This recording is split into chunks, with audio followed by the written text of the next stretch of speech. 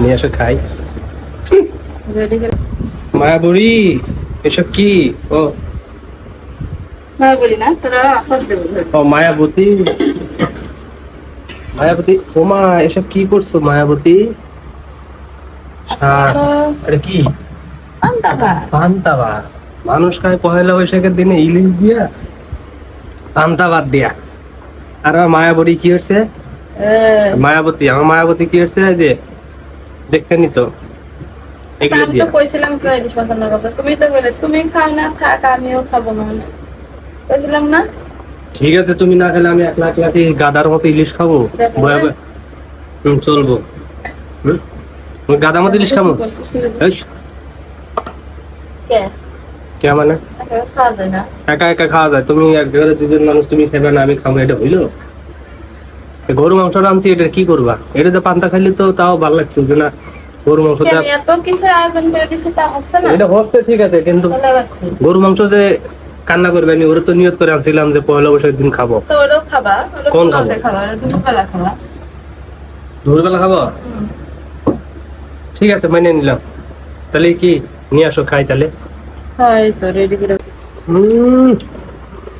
বিসমিল্লাহ, সেই টেস্ট হবে বুঝছো? কথা কেমন হয়েছে? অনেক মজা। মরিচ বটা তো ভালো ছিল। ব্যতিক্রম ধর্মী খাবার পয়লা বৈশাখে আমার বউ খাওয়াইলো। আনছে খাই ইলিশ, গরু আনছি, ইলিশ খায় না, গরু আনছি বাবা, গরুটা ফ্রিজে রে, হ্যাঁ সে ভর্তা টত্তা দিয়া।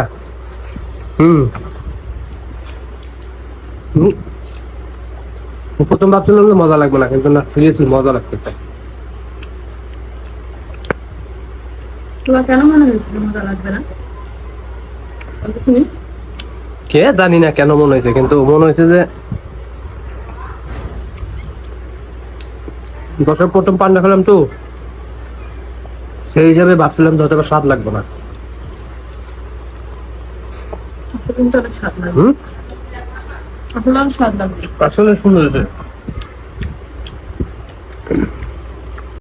দিয়ে কোনো সময় কেউ খায়, হয়তো ইলিশ মাছ আলু ভর্তা দিয়ে খায় না। আমরা দেখো কত মিনিট করছি তোমার জন্য।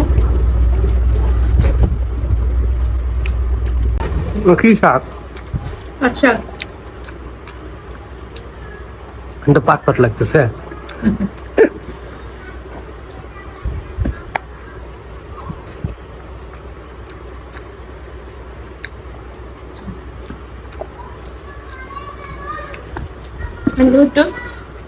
একটু পানি দাও, একটু পানি নিলে। ওরে বাবা এত পানি দিল? হ্যাঁ ঠিক আছে, পান্তা পান্তা লাগছে।